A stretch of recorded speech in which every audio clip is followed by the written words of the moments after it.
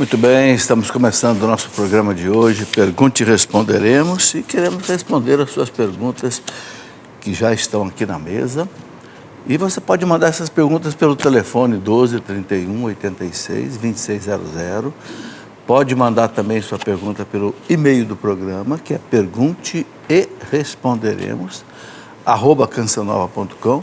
E tem outros caminhos que você pode mandar também, Facebook, etc. Bom, vamos começar rezando, como a gente faz sempre, pedindo a Nossa Senhora que nos ajude a fazer um bom programa. Em nome do Pai, do Filho e do Espírito Santo. Amém. Ave Maria, cheia de graça, o Senhor é convosco. Bendita sois vós entre as mulheres, bendito é o fruto do vosso ventre, Jesus. Santa Maria, Mãe de Deus, rogai por nós, pecadores, agora e na hora de nossa morte. Amém. Glória ao Pai, ao Filho e ao Espírito Santo. São José, rogai por nós. Em nome do Pai, do Filho e do Espírito Santo. Amém. Muito bem, quero saudar a vocês que estão aqui presentes no nosso auditório. Sejam bem-vindos. Temos aqui amigos de Vila Velha, no Espírito Santo. Quem são? Taubaté, São Paulo. Auriflama, em São Paulo. Está ali. Araçatuba, São Paulo. São Vicente, São Paulo. São Paulo, capital. Rio de Janeiro, capital. Taubaté, São Paulo. E Bragança Paulista, São Paulo. Sejam bem-vindos. Com alegria que nós recebemos vocês aqui na Canção Nova e também aqui no nosso programa. Quero mostrar esse livro do Monsenhor Jonas Abib, Como Enfrentar os Problemas da Vida Íntima. Né? Esse livro aqui é um livro de cabeceira. O Padre Jonas aqui, ele mostra como que a gente enfrenta os problemas da nossa vida. Por exemplo, ele coloca aqui, né? Como conseguir força interior para vencer os problemas, né? Como aguentar os momentos difíceis, né? Como superar a falta de fé, como saber escolher. Enfim, é um livro de reflexão. O Padre João dispensa comentário, né? Sempre cheio de ensinamentos que edificam a nossa fé. Isto é muito importante. Bom, hoje nós estamos vivendo o dia dos mortos, dia dos falecidos, né? Então é bom que num programa como este, de responder perguntas, sempre aparecem essas perguntas, né? Purgatório, a morte, etc. Então eu quero começar o nosso programa mostrando aqui 3 livros em que nós podemos aprofundar esta realidade. Bom, primeiro, o que a igreja ensina sobre a morte, né? O cristão diante da morte. O que é a morte? O que vem depois da morte? O juízo particular, o juízo final, o céu, o inferno, o purgatório, segunda vinda de Cristo, enfim, aquilo que a teologia chama de escatologia. Escatom, do grego, quer dizer os últimos acontecimentos, ok? Então, o que a igreja nos ensina, eu coloquei aqui neste livro, tá? Um outro livro, que ajuda também, hoje é o dia de nós rezarmos pelas almas do purgatório. O purgatório existe, o purgatório está na Bíblia. O que a igreja fala, o que a tradição fala, o que o magistério fala, está tudo aqui. Eu encontrei pelo menos 6 passagens bíblicas que se referem ao purgatório. Só que a palavra purgatório não existe na Bíblia. É uma palavra que a teologia católica criou, né? Purgar quer dizer limpar. Então o purgatório é uma purificação da alma além da morte, ok? Mas as passagens bíblicas são muito claras que dão este embasamento.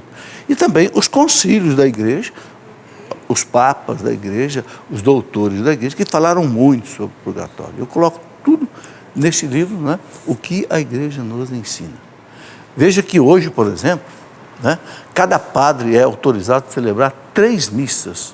É o único dia do ano que a igreja autoriza todos os padres a celebrarem 3 missas. Por quê? Porque a melhor oração para o sufrágio das almas é a Santa Missa. Isso mostra o quê? A igreja acredita no purgatório, acredita que as almas precisam de nossas orações para o seu sufrágio, ou seja, para a sua purificação final, poderem ir para Deus, ok? E uma maneira também de ajudá-los são as indulgências. As indulgências nunca foram canceladas na história da igreja, desde os primeiros séculos até hoje. Depois do Concílio Vaticano II, que terminou em 1965, muita gente pensou assim, será que o concílio vai manter as indulgências? Por causa daquele problema do Lutero, lá em 1517, né? Lutero escreveu 95 teses contestando as indulgências e tal.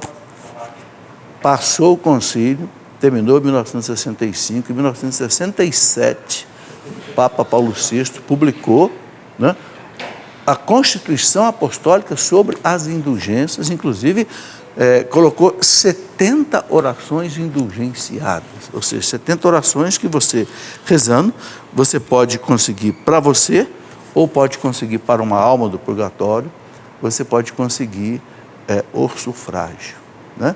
A indulgência pode ser parcial ou pode ser total, né? E eu queria lembrar que a igreja também instituiu a Semana das Almas, é essa semana que nós estamos vivendo. Vai do dia 1º de novembro até o dia 8 de novembro. O que significa isso? Significa que você pode, cada dia desses 8 dias, ganhar uma indulgência plenária total para uma alma do purgatório, ou para a sua alma.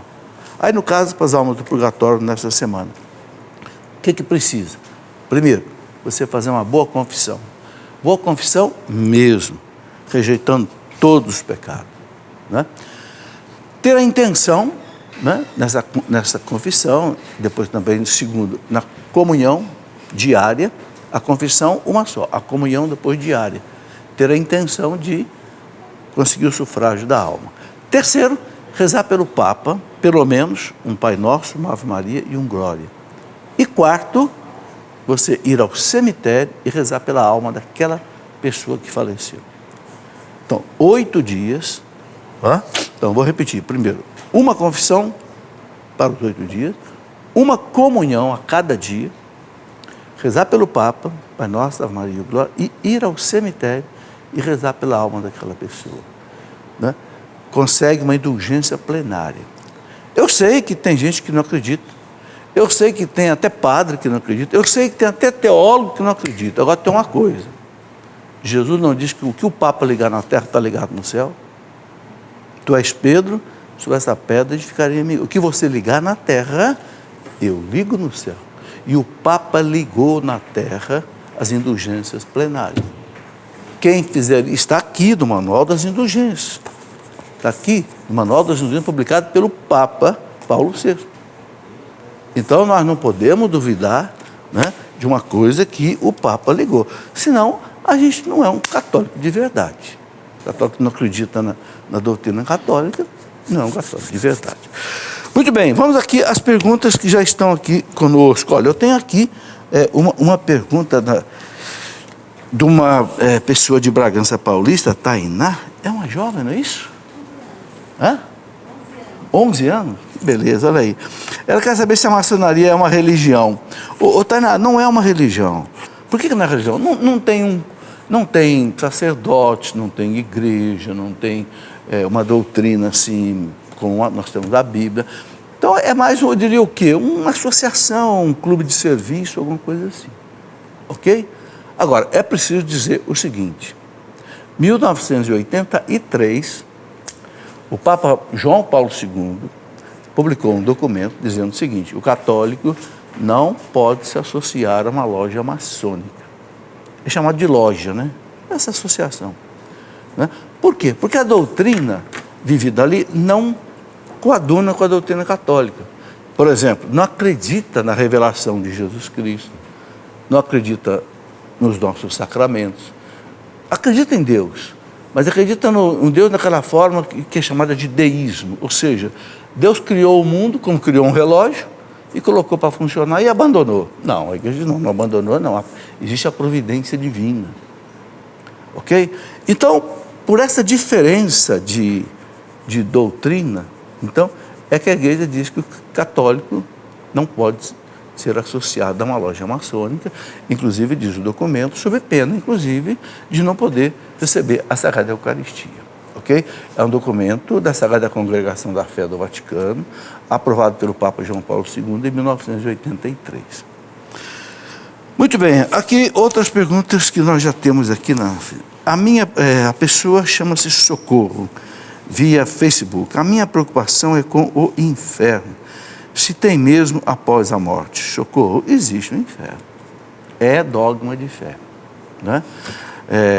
Só que tem uma coisa, né? É difícil você compreender essa realidade, mas quantas vezes Jesus falou disso no Evangelho? Então a igreja diz que existe. Agora, veja, a igreja nunca disse o nome de uma pessoa que está no inferno. Ela já falou o nome de mais de 20 mil pessoas que estão no céu, canonizadas, os santos. Mas nunca falou o nome de uma pessoa que está no inferno. Quer dizer que o inferno está vazio? Não, não é. Só que a igreja, ela tem tanta confiança na misericórdia de Deus, que a igreja não ousa dizer fulano de tal se perdeu. Pode ser a pessoa que suicidou, pode ser uma pessoa que fez mal para muita gente. A igreja não julga, porque ela sabe que Deus, no último instante, pode, na misericórdia infinita dele, salvar a pessoa. Ok? Agora, sempre que me perguntam do inferno, eu gosto de repetir uma frase de São Bernardo, doutor da igreja, que dizia assim: nenhum devoto da Virgem Maria vai para o inferno. Ela pega nem que seja pelos cabelos e não deixa ir. É meu filho. Qual é a mãe que deixa um filho experimentar uma perdição dessa? Nenhuma. Imagina ela que é a mãe do Redentor. Um doutor da igreja de São Bernardo de Claraval. É claro que a gente não vai abusar da bondade dela, né? E viver de qualquer jeito. Mas dentro da nossa miséria, da nossa fraqueza, tenha confiança na Virgem Maria, como sua mãe, né? Que você não vai para lá de jeito nenhum.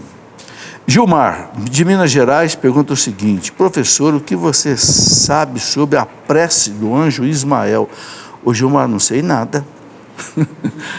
Eu nunca ouvi falar desse anjo Ismael. Olha, a igreja só conhece 3 nomes de santo, de anjo: São Miguel, São Rafael, São Gabriel. A igreja oficialmente não conhece nenhum outro nome de anjo. Entendeu? Então, eu também não conheço. O que a igreja não sabe, eu não sei. O que a igreja não autoriza, eu não autorizo. O que a igreja não proíbe, eu não proíbo. O que a igreja não ensina, eu não ensino. Então, eu não sei, Gilmar. Tá? Paulo Vitor, alguma vez a ciência abalou a sua fé? De jeito nenhum, Paulo. A ciência sempre fortaleceu a minha fé. Olha, quando eu fazia doutorado, lá nos meus 28 anos de idade, vocês não tinham nascido ainda, 28 anos de idade, eu fazia teologia à noite. Eu estudava ciências aeroespaciais lá no ITA, né? Minha tese de doutorado nas estrelas. À noite eu fazia teologia. E foi a melhor coisa para a minha vida.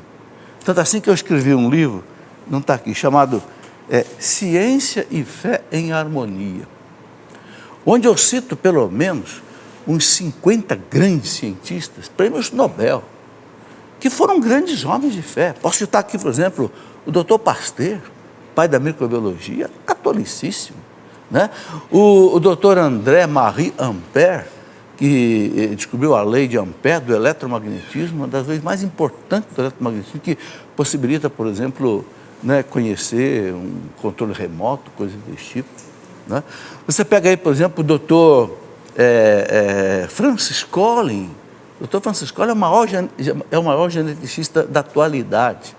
É o homem que coordenou o projeto Genoma, né?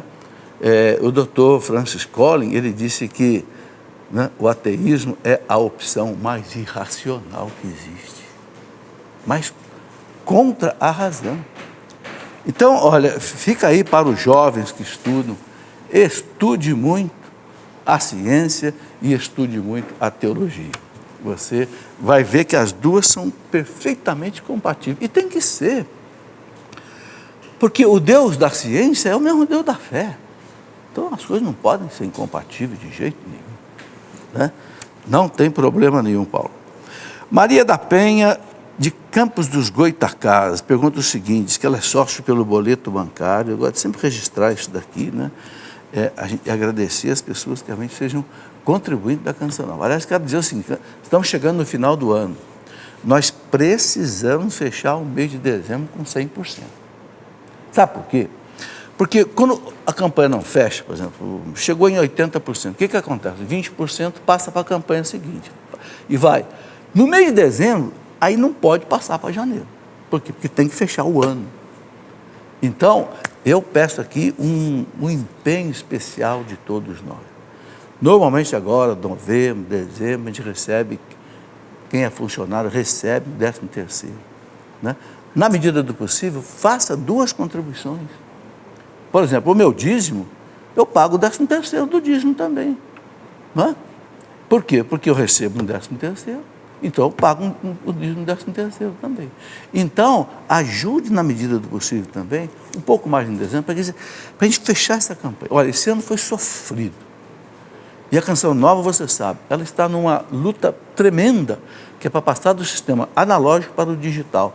Todos os equipamentos têm que ser trocados. Vocês que estão vendo aqui, estão vendo 3 câmeras aqui. Ó. Essas câmeras são caríssimas. É tudo importadas. Tem que trocar tudo. Tem que trocar todas as torres de transmissão que mandam o sinal para a televisão na sua casa. Por quê? Porque mudou o sistema tecnológico. Sai do analógico, que é uma coisa antiga, antiquada, para um sistema digital. Você sabe que é digital, né? Pega o celular, o seu não tem mais botão. Você teca na tela ali, é digital.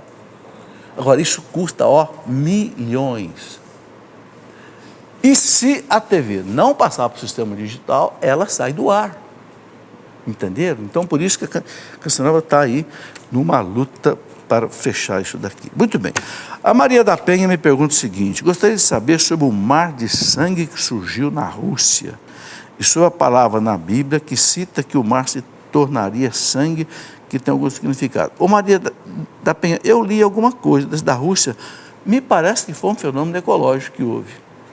Não foi um fenômeno sobrenatural, ok? Foi alguma coisa tipo ecológica que houve na Rússia. E essa questão de que a Bíblia cita um mar de sangue, nós temos naquela citação na carta lá do Êxodo, não é? Lá do tempo do Egito. Mas aquilo foi lá no Antigo Testamento. A igreja não faz nenhuma previsão desse tipo. Se acontecer, a igreja vai analisar o que houve. Agora, esse mar de sangue da Rússia, tanto assim que não houve nenhuma análise da igreja, pelo que eu sei, a respeito desse assunto. Adilson Chagas, via Facebook: o pequeno exorcismo proposto pelo Papa Leão III pode ser rezado por qualquer fiel? Pode. O pequeno exorcismo não é o rito oficial do exorcismo. O rito oficial do exorcismo, só um padre autorizado pelo bispo pode fazer. Porque aí ele vai empenhar toda a autoridade da igreja para a expulsão do demônio. Aí tem que ser uma coisa muito oficial. O pequeno exorcismo é uma série de orações, né, que não são um exorcismo, no sentido de realmente invocar Cristo e a igreja para expulsar o demônio. Né? Tem muitas orações, né? Dentro daquela oração, levante-se Deus, pela intercessão da bem-aventurada Virgem Maria, São Miguel Arcanjo, toda a milícia, é um pequeno exorcismo. São Miguel Arcanjo, defendei-nos no combate, seja nosso refúgio. São orações, né, de pequeno exorcismo. É permitido, Val Pereira, é permitido bater palma na hora da consagração, durante a missa? Não é permitido, Val. O missal romano é muito claro. Na hora da consagração, não pode cantar, não pode bater palma, não pode fazer nada. A hora da consagração é o momento de adoração silenciosa, ok? É o que o missal romano prevê. Não é hora de cantar, nem de falar nada, pelo menos é o que está no missal. Márcia Terezinha de Santos, sócia pelo débito automático. Essa é a melhor maneira de você ser um convite pelo débito automático. Você autoriza o banco a debitar na sua conta e acreditar para a Canção Nova. Para a igreja, é errado pessoas de diferença de idade se relacionarem? Não. Eu acho que ela está falando aqui talvez de namoro, de casamento. Não tem problema nenhum, não. É claro que normalmente, não deve haver uma distância muito grande entre um e outro, entre o homem e a mulher, entre a mulher e o homem, né? Mas olha, eu conheço um casal em que ela tem 80 anos e ele tem 70, e são felicíssimos. É o meu amigo Felipe, e ele chama ela de pequenininha, porque ela é pequenininha e ele é grandão. É o meu grande amigo, e ele não se importa do contexto aqui, não. Ele, pelo contrário, eles são orgulhosos. Então, por que dá certo? Porque existe o amor. Onde existe o amor, onde não existe o egoísmo, dá certo, entendeu? Agora, normalmente não é assim, né? Marlon Frota, via Facebook. O que significa essa passagem que fala, então que, doravante, os que têm mulher, vivam como se não tivessem mulher? 1 Coríntios 7, 9. Ô Marlon, o que São Paulo está dizendo aí é que a gente deve viver nessa vida, como ele diz, né? São Paulo dizia assim, viver para mim é Cristo e morrer é lucro. Né? Está na carta aos Filipenses, capítulo 1, versículo 21. Viver essa vida desapegado das coisas deste mundo. Não é? Ser desapegado de você mesmo, da própria vida. A nossa vida não é nossa, é de Deus. Ele leva a hora que Ele quiser. Ninguém aqui sabe o dia que vai morrer, sabe? Por quê? Porque a vida não é nossa. Ninguém sabia o dia que ia nascer. E ninguém sabe o dia que vai morrer. Isso significa o quê? A vida não é nossa. A vida é dele. Então, o que São Paulo quer dizer? Eu devo viver desapegado. Desapegado da minha vida, desapegado das minhas roupas, desapegado do meu carro, desapegado dos filhos. Não quer dizer que você não vai amar os filhos. Ame muito os filhos. Desapegado do esposo, da esposa. O que Jesus diz? Aquele que ama seu pai, sua mãe, sua mulher, etc., mais do que a mim, não é digno de mim. Então o que ele quer dizer? Ame a todo mundo, mas ame a Deus mais ainda. Entende? E a gente sabe de uma coisa, né, gente? Quanto mais a gente é apegado a alguma coisa, mais a gente sofre. Se eu sou muito apegado a essa caneta aqui, se eu perder a caneta, puxa vida, perdi a canetinha. Agora, se essa caneta ou a outra caneta para mim é a mesma coisa, perde uma, pega a outra e continua trabalhando. O apego é que faz a gente sofrer. Muitas pessoas entram numa frustração, numa depressão, porque não sabem trabalhar as perdas.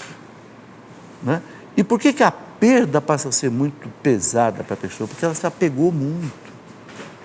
Não, gente, só Deus é insubstituível. Ninguém mais, nada mais. Na nossa vida, só Deus deve ser insubstituível. Né? Então, é isso que São Paulo quer dizer. Né? Quem tem mulher, vivam como se não tivesse. Eu tinha mulher, já não tenho mais. Viveu 40 anos comigo, foi embora. Eu vou morrer por causa disso? Não posso morrer por causa disso. Vou chorar, vou sofrer, mas eu tenho que continuar a minha vida. Eu tenho mais 5 filhos, mais 12 netos, 4 genros, uma nora, eu tenho que... Você entende? Claro que eu a amei profundamente, mas eu não posso, se ela morrer, eu vou morrer junto. Não posso. Deus é mais. Deus nos sustenta. Né? Paulo César, tenho uma nota de $1 que guardo de recordação de uma viagem que eu fiz. E há pouco tempo notei que nela tem um símbolo da maçonaria, o famoso olho que tudo vê. Que devo desfazer dessa nota? Ô Paulo, de jeito nenhum, Paulo. Se todo mundo for desfazer, todo mundo vai jogar tudo que é dólar fora. Mande aqui para a Canção Nova. Mande para a Canção.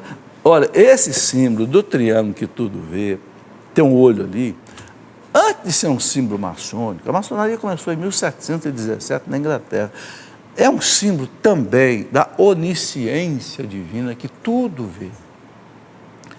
Não é porque a maçonaria usou esse símbolo, eu nem sei se é realmente da maçonaria, se ela usou, não quer dizer que o símbolo deixou de ser também um símbolo da onisciência divina.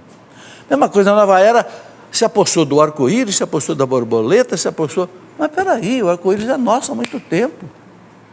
Desde lá de Noé, Deus colocou o arco-íris ligando o céu e a terra. Agora, porque a nova era pegou o arco-íris, eu vou jogar o arco-íris? Não.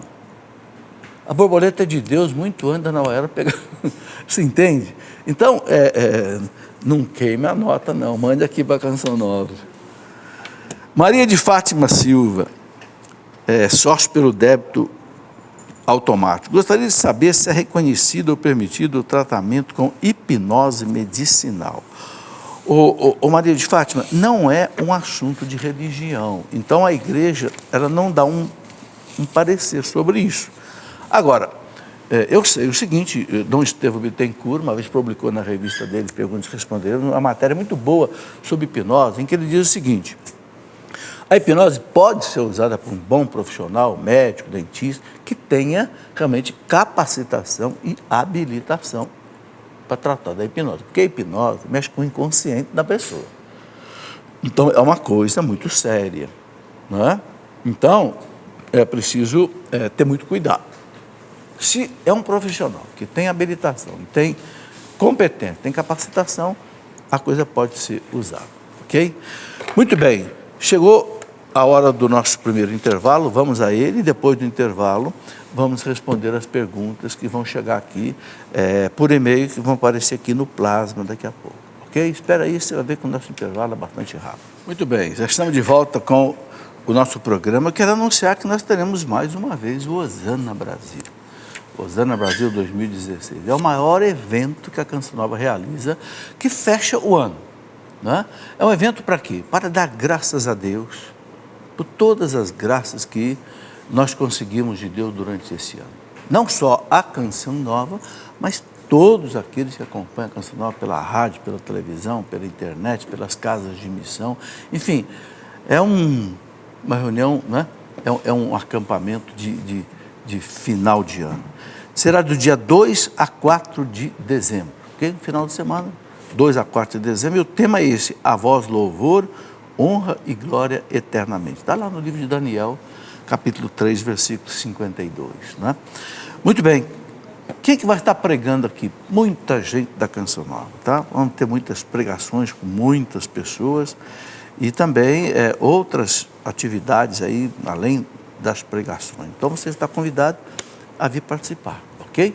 Eu quero mostrar aqui alguns livrinhos que eu estou escrevendo. Por quê? Como nesse programa a gente recebe uma quantidade enorme de perguntas, milhares de perguntas. Então, eu estou, para ajudar um pouco mais a formação do nosso povo, eu estou selecionando as perguntas que mais se repetem e estou tentando responder através de um livreto, ok? Então, quero mostrar aqui rapidamente. Por exemplo, você sabe o que é ideologia de gênero? Essa coisa louca, né, que quer dizer que não existe sexo, ensinar para a criança, que a criança vai escolher o sexo dela mais tarde. Você sabe o que foi o caso Galileu Galilei, que acusam a igreja de ser contra a ciência, etc. Tal, né? Você entende o Apocalipse? É outra pergunta que aparece muitas vezes. Depois, quem é Deus? Essa pergunta aqui, a internet no mundo inteiro colocou assim: qual é a pergunta que você mais gostaria de ter resposta? Esta pergunta ganhou o primeiro lugar. Quem é Deus? Ou seja, o povo acredita em Deus, mas não sabe quem é Deus. Então, um livrinho para explicar quem é Deus.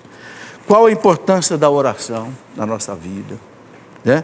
Você sabe o que foi o caso de Santa Joana d'Arc, aquela jovem francesa com 18 anos que morreu queimada, não é, na fogueira? Você conhece o poder do sangue de Cristo? Você sabe o que foram as cruzadas, aquelas cruzadas para libertar, né, os lugares sagrados da Terra Santa? Enfim, como entender as páginas difíceis do Antigo Testamento, como entender a questão do dilúvio, entender aquelas 10 pragas do Egito, com quem que Caim se casou, enfim, esta coleção que vai crescer ainda mais. Eu tenho pelo menos 50 títulos para escrever livrinho desse. Por quê? Porque o nosso povo carece de doutrina. O profeta Oséias, capítulo 4, versículo 6, disse assim: o meu povo perece por falta de doutrina. O meu povo perece por falta de formação. E é mesmo. O Papa Bento XVI dizia que o maior problema da Igreja Católica é a ignorância dos católicos sobre a própria religião. Por isso que eu comecei também, no meu site Cleofas, eu comecei uma escola da fé online. Eu faço aqui uma escola da fé toda quinta-feira à noite, amanhã é dia. Mas é uma vez por semana. Então agora eu faço todo dia na internet uma escola da fé online. O que é? É um vídeo, é uma matéria para você ler, uma matéria para você ouvir. Qual é o conteúdo? É teologia. É um curso de teologia à distância. Ok? Por exemplo, agora, neste momento, eu estou dando Mariologia. Tudo sobre a Virgem Maria. terminei a parte de cristologia, né? Se você entra agora no programa, você pode assistir todas as aulas anteriores, se você quiser, ok? Então, é uma maneira da gente fortalecer a nossa formação, né? São Pedro dizia assim: estai preparados para dizer aos outros qual é a razão da sua fé, da sua esperança. Qual é a razão? Entende? Muito bem. Aqui está o livro que eu tinha falado, Ciência e Fé em Harmonia, que não estava aqui na mesa, eu não pude mostrar, daquela pessoa que perguntou se a ciência alguma vez abalou a minha fé. Pelo contrário, a ciência fortaleceu a minha fé. Tá?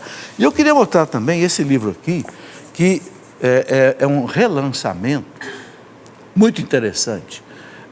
Raízes históricas e filosóficas do ateísmo contemporâneo. Da onde vem o ateísmo contemporâneo? Um grande amigo que faleceu há pouco tempo, Dr. Lúcio Flávio de Vasconcelos Naves, que foi um grande jurista em Belo Horizonte, magistrado, ele escreveu esse livro. E ele coloca aqui todas as raízes, né? Como começou esse ateísmo que chegou hoje de maneira muito forte nos tempos atuais. Ele coloca aqui os grandes mentores desse ateísmo, né? Saramago, Immanuel Kant, Christian Wolff, ele vai examinando, né? Voltaire, Diderot, enfim, é um livro para os estudantes, sobretudo de filosofia, estudantes universitários, todos nós cristãos. Olha, como dizia o Dr. Francis Collins, que eu citei, o ateísmo é a opção mais irracional. Mas de onde é que vem isso? É preciso a gente conhecer. Muito bem, vamos aqui às perguntas que já estão aqui no plasma. É verdade que Santo Agostinho passou 4 anos como catecúmeno ouvindo as pregações de Santo Ambrósio? Olha, eu não sei se foi exatamente 4 anos, mas ele ouvia as pregações de Santo Ambrósio, doutor da igreja, bispo de Milão, por volta de 370 mais ou menos, né? Porque Santo Agostinho, ele era doutor em retórica, oratória, né? Porque naquele tempo era muito importante a pregação oral, porque não se escrevia muito, né? Como hoje. E Santo Ambrósio era um gigante, conhecia toda a literatura antiga, clássica, grega, romana, né, de Cícero, Platão, Aristóteles, etc. E tinha uma oratória, uma retórica muito extraordinária. E Santo Agostinho ia lá para assistir essas coisas. Só que ele foi se convertendo. Né? Claro que houve toda aquela história da mãe dele que rezou 20 anos, né? Mas é verdade, sim. Até que Santo Ambrósio batizou Santo Agostinho. Na Catedral de Milão, está lá até hoje. Se um dia você for a Milão, na Itália, desce lá na cripta da Catedral de Milão, lá tem o batistério de Santo Agostinho, onde Santo Ambrósio o batizou. Está lá até hoje. Pode passar. A Torá foi descoberta no tempo do rei Osias. O que é a Torá? A Torá são os 5 primeiros livros da Bíblia. Gênesis, Êxodo, Número, Levítico e Deuteronômio. Né? Não foi descoberto simplesmente na época do rei Osias, mas principalmente foi redescoberta quando os judeus voltaram do exílio da Babilônia, com Neemias e Esdras, o sacerdote Neemias e o governador Esdras, quando o rei da Pérsia liberou os cristãos para voltarem para a Terra Santa. Então eles reencontraram, na reconstrução do templo, eles reencontraram o chamado Pentateuco, a Torá.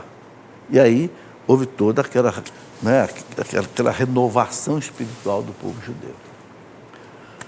Elizabeth, o que a Igreja Católica fala sobre a implantação do chip nas pessoas? Bom, acho que todo mundo está vendo aí, né? O chip está sendo implantado na mão, alguns falam em implantar na testa. Será que é a besta do Apocalipse, é o sinal da besta do Apocalipse? O que a igreja fala? A igreja até agora não falou nada.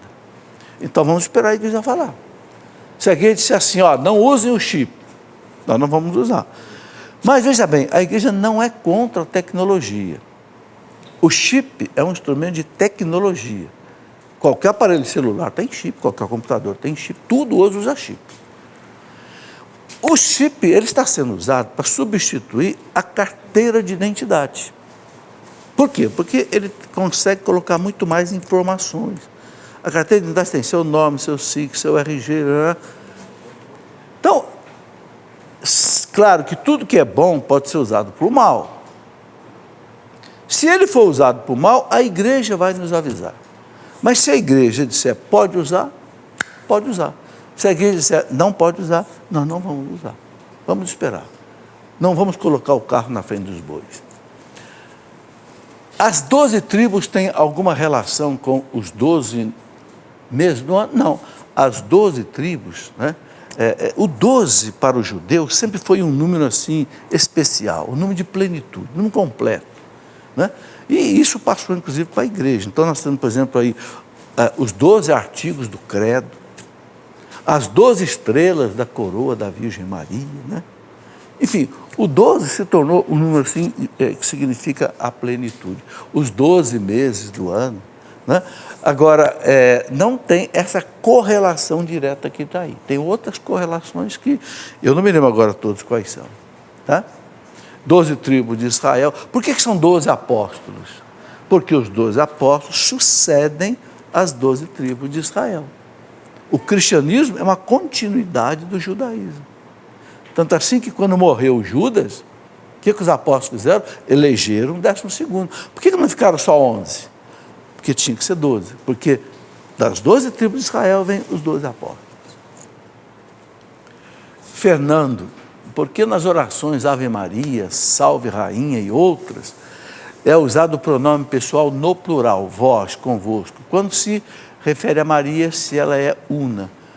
Qual o motivo desse tratamento? Ô Fernando, aqui não é uma questão de semântica. Né? A gente fala para Jesus Cristo também, vós sois o meu Senhor, e o vós é plural. Mas é que o vós, na língua portuguesa, ele tomou uma conotação assim de elegância, de mais respeito, né? De mais sublimidade. Então, o convosco, né? Embora seja originalmente usado para o plural, ele, no singular, ele significa assim, uma atenção especial, tá? Um respeito especial. Os portugueses em Portugal, eles não falam você, eles falam vós, convosco. Portugal não usa a palavra você. Né? É um tipo de referência, assim, para eles mais elegante. Mas não tem nada de pejorativo, né, nesse caso. Fernanda Oliveira, é certo fazer discernimento do estado de vida? O discernimento é obrigatório? Fernanda, eu acho que o estado de vida que você está querendo dizer aí é a vocação. É claro que a gente tem que fazer um discernimento sobre a vocação. Né? Será que eu tenho vocação para ser celibatário? Será que eu tenho vocação para casar? Será que eu tenho... Isso é importante. Eu tenho vocação para ser professor? Para ser outro... Esse discernimento é muito importante, sim. A gente deve pedir a Deus que nos ilumine. Não é? Eliana de Santo André, São Paulo, por que quando rezamos o terço, nos ajoelhamos no quinto mistério? Eu lembro que na minha casa também minha mãe fazia isso. O quinto mistério é fecha o terço. Então eu penso que seja uma maneira também de prestar um ato de piedade a Deus mais profundo. Né? E normalmente o quinto mistério é um mistério que ele tem uma certa sublimidade a mais. Né? Por exemplo, nos mistérios da infância, o quinto mistério, o encontro de Jesus no templo. Ali termina a infância de Jesus. Depois os mistérios dolorosos, o Cristo que morre na cruz. Então, é uma contemplação mais profunda. Então, eu penso que isso aí motivou as pessoas a ajoelhar, mas não é obrigado. É um tipo de piedade que cada um faz como quer. É bonito, eu acho bonito. Fabrício de João Pessoa, na Paraíba, porque a procissão dos passos é antes do domingo de Ramos. Ô Fabrício, na Semana Santa tem muitos eventos. Então, a igreja não pode deixar para colocar tudo, né, no tríduo pascal, ou seja, sexta, sábado e domingo, porque senão fica uma quantidade muito grande de celebração litúrgica e de celebração também de encenações da paixão, etc. Então a igreja precisa começar. Então a procissão dos passos, a procissão do encontro, a procissão, né, aquela celebração das trevas, tudo é colocado de modo que haja um cronograma que facilite. E também aí a sequência dos acontecimentos obedece aí esse caso. Alexandro Foleto, Santa Maria, no Rio Grande do Sul. Qual é a história do Santo Rosário? Como surgiu o terço? Bom, o que a gente sabe, Alessandro, é o seguinte, que lá no começo da igreja, quando começaram os mosteiros, os conventos, os monges rezavam os 150 salmos todos os dias. Só que muitos monges eram analfabetos, porque antigamente não era como hoje, que tinha escola fácil como hoje. Não, muitos não sabiam o latim, os textos estavam em latim. Então, o que começou a acontecer? Os salmos começaram a ser substituídos por Pai Nosso e por Ave Marias. Então, 150 salmos dá 3 terços antigamente, né? Cada terço eram 50 Ave Marias, né? Agora são 4 terços. Então, aos poucos foi sendo criado aí essa modalidade de oração. Agora, há uma forte tradição de que por volta do ano 1100 e pouco, Nossa Senhora apareceu a São Domingos de Gusmão e ensinou para ele o terço. Por quê? Porque São Domingos, ele foi chamado pelo Papa Gregório IX para enfrentar uma das piores heresias que aconteceu na igreja, que foram os cátaros, que deu origem à Inquisição. Então o Papa chamou São Domingos de Gusmão, que era espanhol, mandou vir na França para combater os cátaros na França. E Nossa Senhora deu a ele o rosário, disse, olha, essa é a arma que você vai enfrentar os hereges. E segundo a tradição, ele caminhava pela França toda rezando o rosário, e segundo a tradição, ele teria convertido milhares de hereges para a fé católica. Então, é o que a gente sabe, mais ou menos, da origem do rosário. Nem tudo é muito claro da gente entender, né? Diz um grande santo do começo da igreja, Santo Efrem, que é lá do século 3, 4, que os monges começaram a colocar pedrinhas para contar as Ave-Marias, os Pai Nossos. Depois essas pedrinhas começaram a ser furadas e colocadas num barbante, e aí foi surgindo o terço, também que nós usamos hoje. Ok. Luciano Augusto de Curitiba, Paraná. O que Jesus Cristo quis dizer em São Mateus 5,17? Ô Luciano, aqui Jesus está lá no Sermão da Montanha, né? Mateus 5, 6 e 7 é Sermão da Montanha. O que Jesus diz lá é o seguinte, né? Vamos pegar aqui São Mateus 5, 17. Ele coloca aqui o seguinte, bem rapidamente, tá?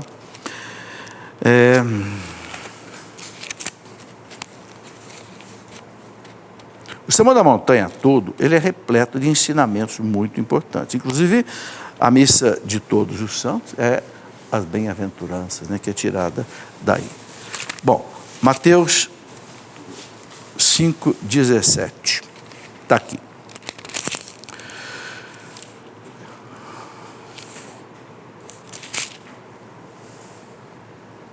Não penseis que vim abolir a lei e os profetas. Não vim para abolir, mas para cumprir. Então, Jesus, a palavra dele é clara. Ele não veio para revogar o Antigo Testamento. Ele veio para completar. Ou seja, dar uma visão nova, né? Não viver apenas na letra, mas viver no espírito. O que Jesus trouxe de novo foi o espírito da lei, ao invés do texto da lei, né? São Paulo diz, a letra mata, o espírito vivifica. Então o que Jesus veio trazer, por exemplo, ele diz, foi dito a vocês olho por olho, dente por dente, etc. Eu, porém, vos digo, a autoridade dele, né, divina, eu, porém, vos digo, amai os vossos inimigos, orai por aqueles que vos perseguem. Então, ele completa o ensinamento. Naquele tempo, na moral antiga, era o olho por olho, agora não mais. Agora é a lei do amor. Então, é esse o sentido. Ele atualiza o Antigo Testamento sem cancelar o Antigo Testamento. Tanto assim que os 10 mandamentos que são do Antigo Testamento, ele tornou perene. Quando aquele jovem perguntou para ele, né, mestre, o que eu devo fazer para ganhar a vida eterna? Viva os 10 mandamentos, que eram lá do Antigo Testamento. Por isso a igreja toma os 10 mandamentos como uma norma de moral católica para sempre. Ok. Daniela de São Paulo. O que significa o caminho neocatecumenato dentro da Igreja Católica? O neocatecumenato é um movimento dentro da igreja. Como tem cursilho, como tem casais de Nossa Senhora, tem encontros, né, de casais de Cristo, tem o catecumenato. Está aprovado pelo Vaticano. Ok? Então, o movimento está mais. Tem gente que gosta, tem gente que não gosta. O neocatecumenato é um movimento um pouco mais fechado.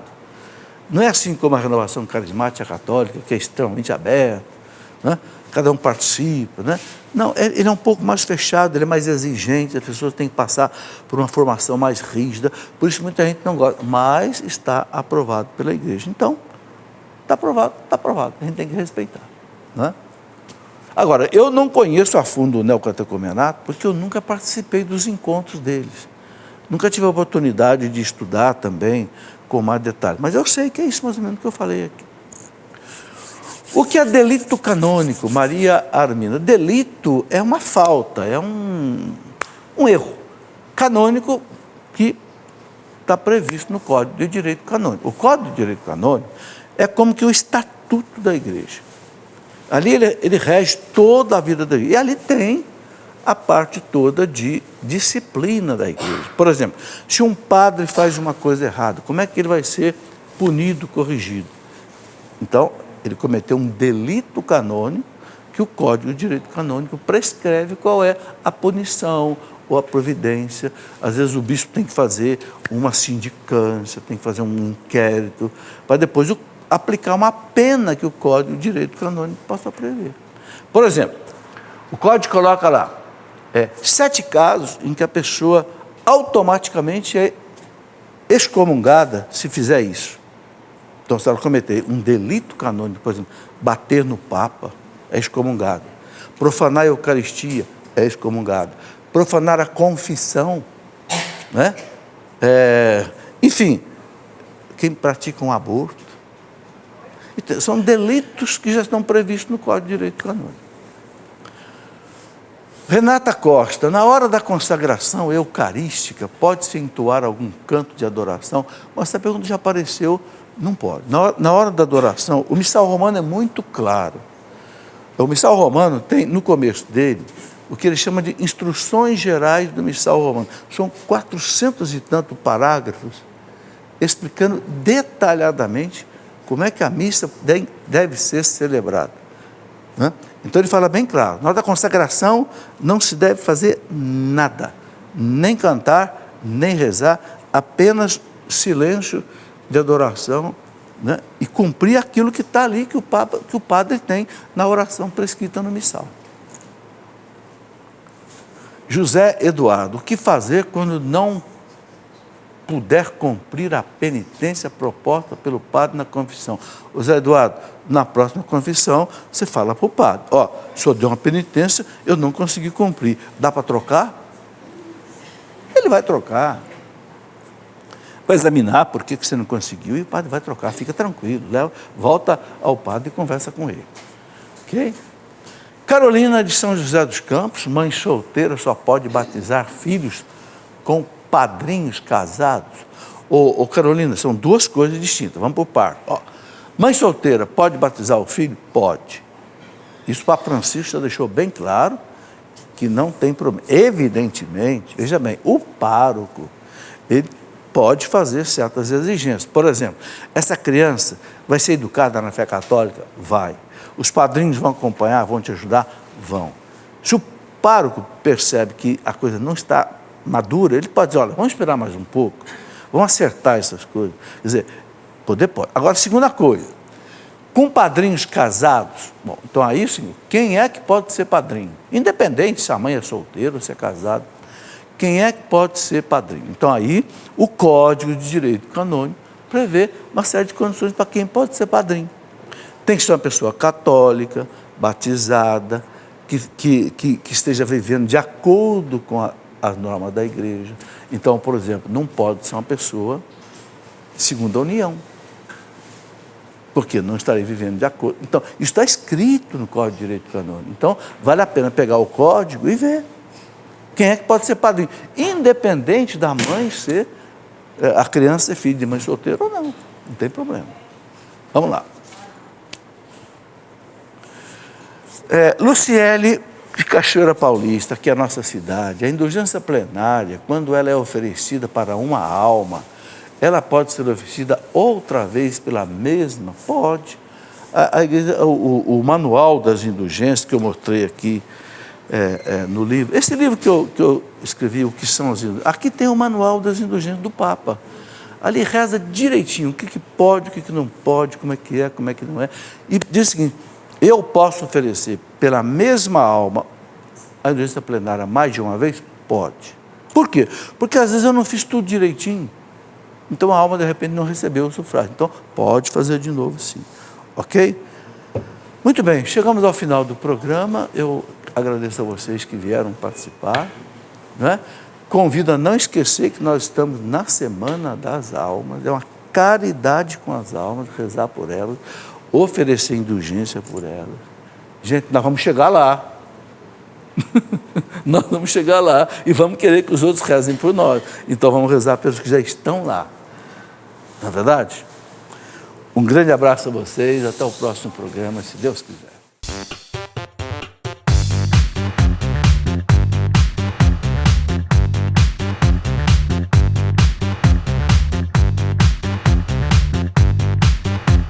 CançãoNovaPlay.com. Assine já!